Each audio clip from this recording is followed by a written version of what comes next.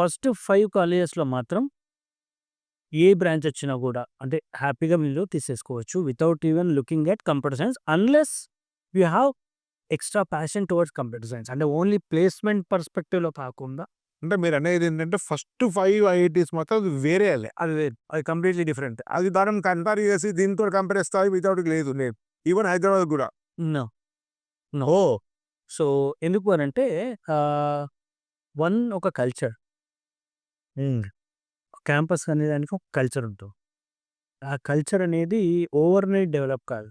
కొన్ని సంవత్సరాలు కొంత పెలిగ్రీ తోటి హ్మ్.